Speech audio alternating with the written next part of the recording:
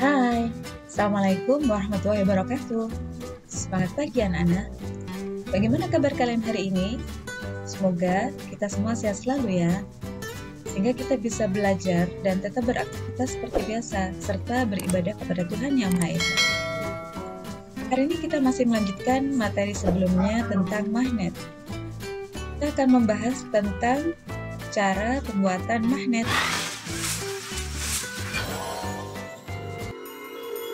Bagaimana sih cara membuat magnet? Pada pertemuan sebelumnya, kita mengetahui bahwa magnet itu ada yang alami, ada yang buatan. Artinya kita bisa membuatnya ya. Ada 3 cara pembuatan magnet. Yang pertama adalah dengan menggosok.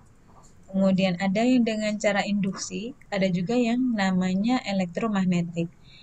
Bahan apa yang bisa dijadikan magnet? Bahan yang biasa digunakan adalah besi atau baja.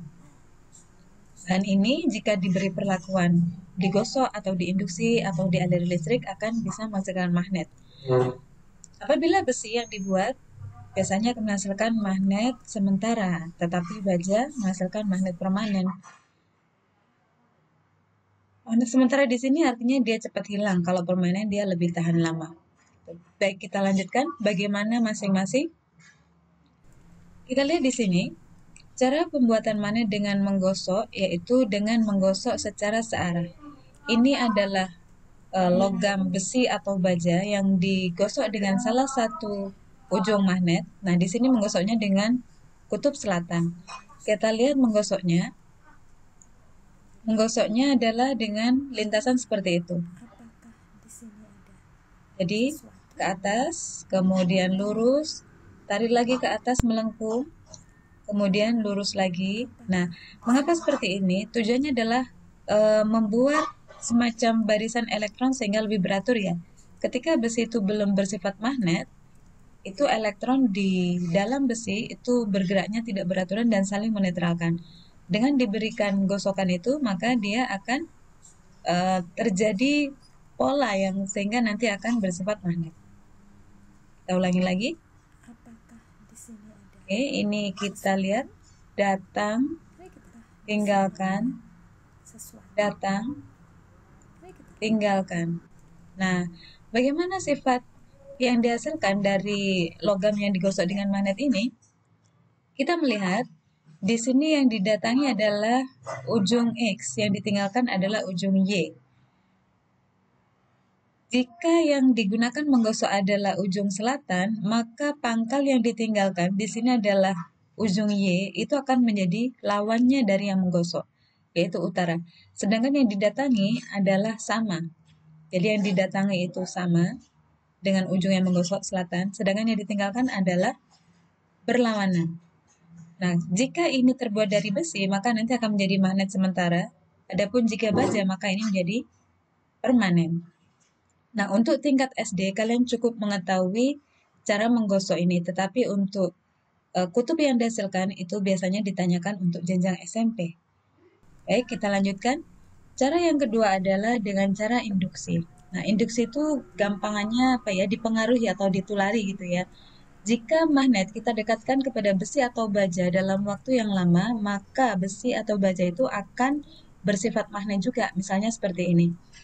Ini sama-sama diikat gitu ya magnetnya. Kutub selatan berdekatan dengan besi bagian atas. Nah, pada bagian bawah ini disediakan paku. Nah, setelah beberapa saat, besi ini akan terpengaruh oleh medan magnet ini dan dia akan menjadi magnet juga. Kita lihat. Nah, pakunya akan menempel. Artinya, besi atau baja ini sudah menjadi magnet. Makin lama dia diinduksi, maka sifat magnetnya akan semakin kuat. Bagaimana kutub yang dihasilkan? Kutub yang dihasilkan yang berdekatan dengan selatan, ini tentu saja yang utara. Sedangkan sini ada selatan. Logikanya begini. Ketika ini dilepas pengikat ini, dia akan nempel kan? Nah, kalau nempel artinya di sini adalah utara, di sini selatan.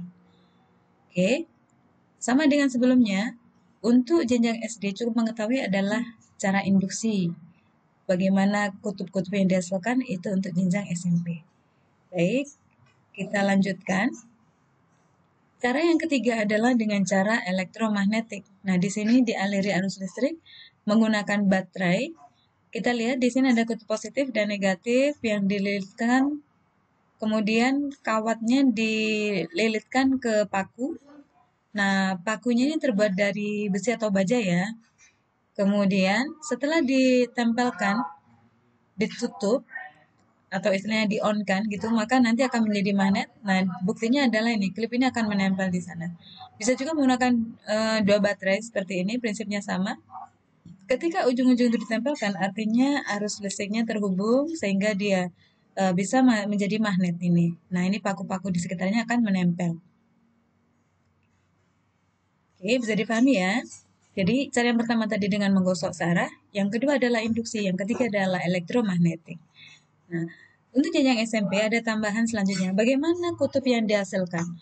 Cara menentukan kutub yang dihasilkan, pertama adalah tentukan positif dan negatifnya dulu. Nah, listrik mengalir dari positif ke negatif. Arus listriknya mengalir dari positif ke negatif melalui jalur panjang. Nah, kita lihat di sini, positif di sini mengalir ke sana, kemudian naik, lewat belakang, kemudian ke depan lagi. Nah, kalau pertama naik, selanjutnya adalah naik. Nah, jari-jari ini adalah menunjukkan arus listrik, jempol ini menunjukkan arah utara dari magnet. Jadi bisa diketahui, ini logam ini pada bagian kiri menjadi kutub utaranya, yang kanan menjadi kutub selatannya. Oke, ini menggunakan kaidah tangan kanan ya, atau aturan tangan kanan. Cukup sekian pertemuan kita pada hari ini, mudah-mudahan bermanfaat. Jangan lupa subscribe, like, dan komen jika kalian belum subscribe, agar kalian mendapatkan pemberitahuan lebih lanjut tentang video selanjutnya dan bisa belajar secara mandiri. Jumpa lagi pada pertemuan selanjutnya, insya Allah. Ibu minta maaf kalau ada kekurangan. Assalamualaikum warahmatullahi wabarakatuh. Semangat pagi!